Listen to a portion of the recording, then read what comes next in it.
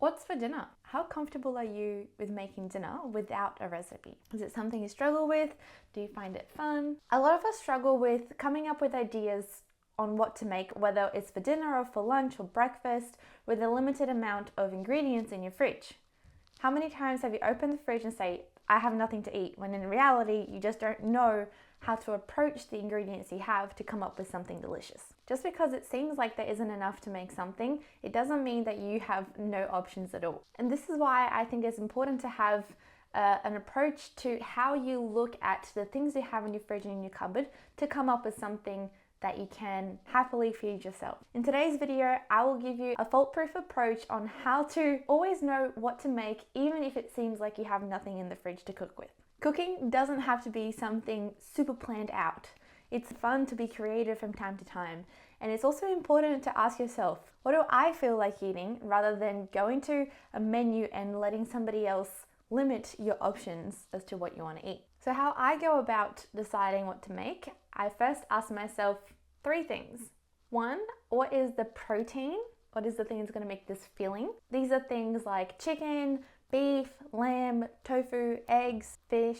What is the main thing that is going to be giving me fuel in this dish? The second thing is vegetables. What kind of vegetables can I use to add a little bit of flavor, make this meal a little bit more nutritious? I'm no dietitian or a nutritionist, but I do like to have a wholesome approach to my food. Have a little bit of everything. The third thing that I like to think about is, what are the carbs that are going into this dish? What is going to bring the food together? By bring the food together, it's usually the thing that you're eating everything else with.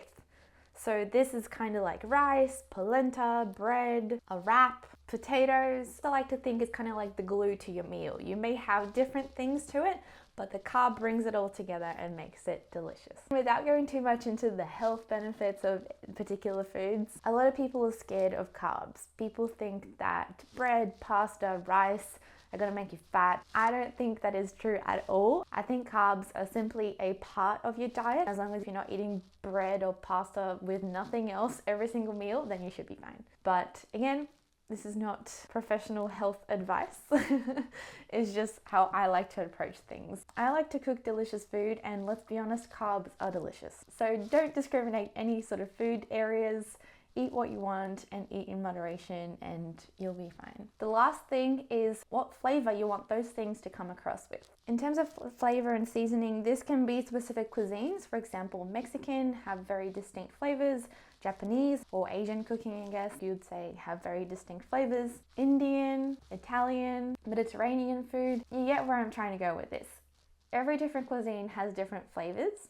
And if you know something you're craving, you can go, this is what I have, how can I implement those sort of flavors that I'm craving into these ingredients, and go from there. Once you have those 4 things, then you have something to aim for. You kind of have a vision of what you want your meal to look like at the end. How you go from having the raw ingredients to going to the final dish is up to you. If you have a vague idea of what to do to achieve those flavors, go for it. Try different things, hope for something delicious at the end. If you have no idea what you're doing, if you don't know what kind of spices or seasonings to use to get the flavor that you're hoping for, then simply look up a recipe. Doesn't mean you have to follow it, but at least it gives you a little bit of guidance as to what you're looking to achieve with the ingredients you have. When looking up a recipe, the only thing I'd say is, don't let the fact that maybe you don't have all the ingredients the recipe is asking for to stop you from making that thing. Try making it with the limited amount of ingredients you have.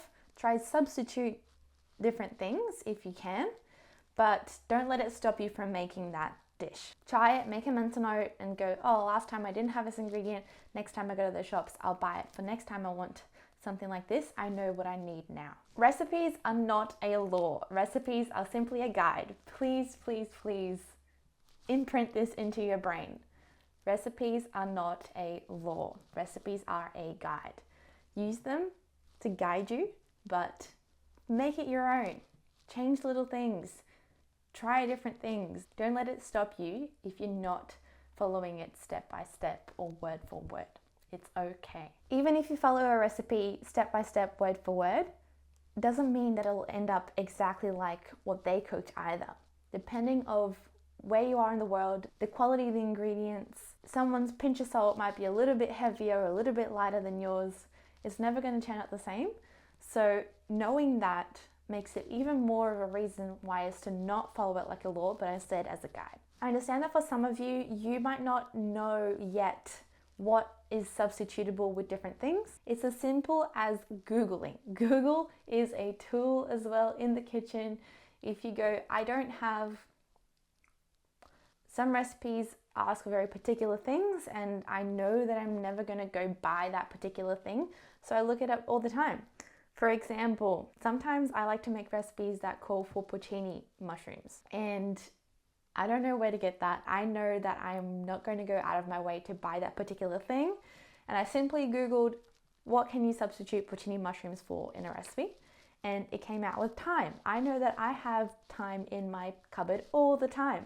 So now every time I want to achieve a little bit more body to my stew, I now add thyme. It's as simple as that. I know I won't get the exact same result, but I'm okay with that because I don't want to go out of my way to buy this one specific ingredient that I'm only going to use once in a blue moon, whereas I use thyme all the time.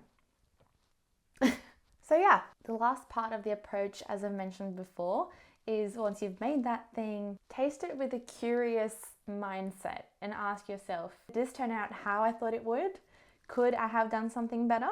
Is there something I don't like about it? And once you taste it at the end and you think you could have done something better, that's when you write something down, or just keep a mental note for next time when you want to cook something similar again. You go, oh, last time I did this, I could have changed this. Learn from your experience. Every time you make something different, this is a learning curve. I'm still learning, you're still learning, professional chefs are still learning every single time they cook. This is an ongoing skill. You're never going to get to a point where you know everything. Having an approach to cooking is really important. So as a recap of this approach as to what am I going to make for dinner, the first thing is to make a plan. What are the elements of my dish going to be?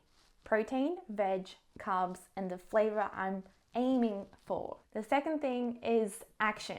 Do I know what I'm doing? Do I need a little bit of guidance either from Google or from a different recipe? Remember, recipes aren't laws, they are a guide, and you can always swap things out and eliminate things if you need be. If you don't have it, don't panic, keep going. It'll still turn out great. I believe in you. And the last thing, taste it with a curious eye.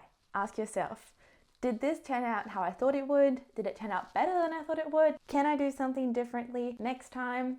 Is there something I didn't quite like about this? Now you know that whenever you open the fridge, you always can make something, whether it's something really simple or whether your fridge is stocked up to the brim and you have plenty to choose from.